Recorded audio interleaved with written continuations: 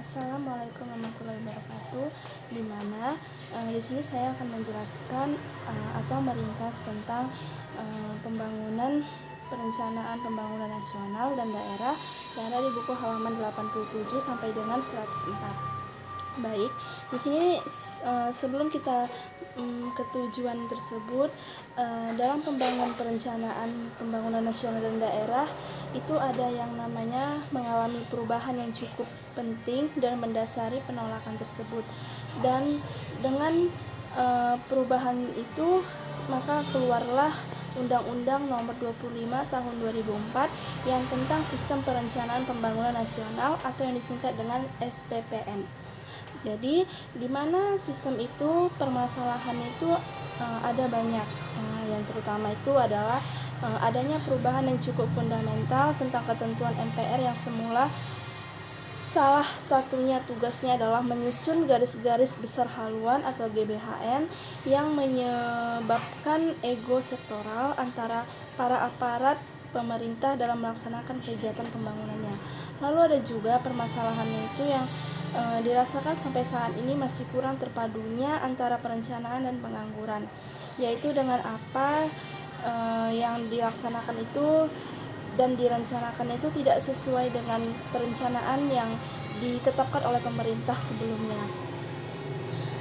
Jadi dalam perencanaan itu belum ada optimalnya dan sering juga dengan permasalahan itu dinamakan dengan top down planning atau yang keinginan pembangunan itu dia tidak sesuai, yang seperti saya katakan tadi bahwa perencanaan pembangunan nasional dan daerah itu sekarang terutama di daerah Indonesia ini belum sesuai karena pemerintah sudah menetapkan, tetapi kebijakan yang dikerjakan itu tidak sesuai dengan apa yang diinginkan oleh masyarakat tersebut.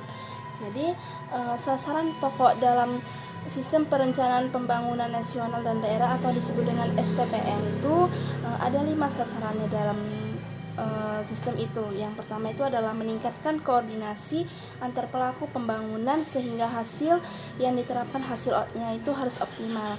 Lalu meningkatkan keterpaduan dan integritas perencanaan penganggaran.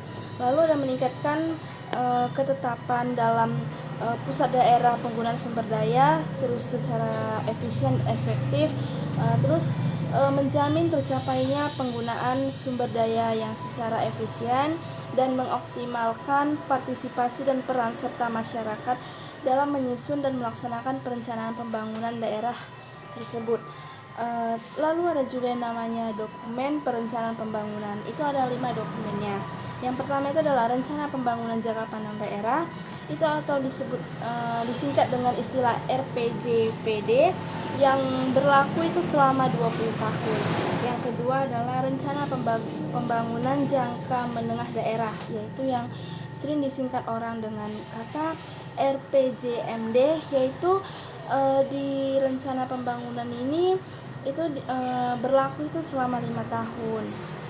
Yang ketiga itu adalah rencana pembangunan kinerja dan pemerintah daerah atau RKPD yang berlaku selama 1 tahun. Dan ada juga rencana pembangunan kerja institusi atau Renja SKPI.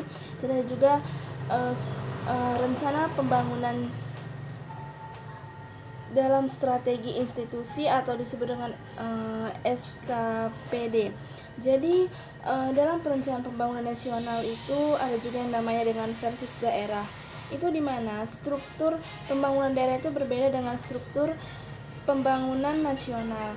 Pembangunan daerah itu terdapat interaksi yang erat dengan daerah lainnya, baik dalam perdagangan, perpindahan penduduk, dan juga imigrasi.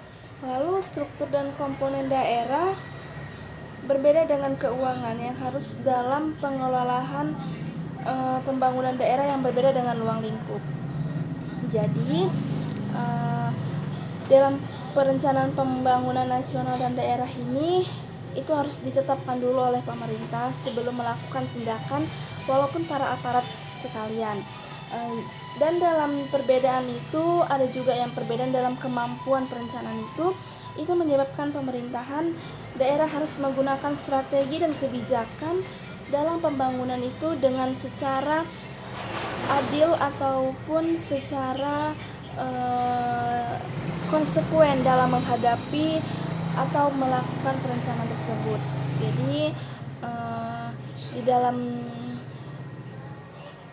ringkasan buku ini yang saya dapat meringkasnya, apabila ada kesalahan saya minta maaf. Wassalamualaikum warahmatullahi wabarakatuh. Terima kasih.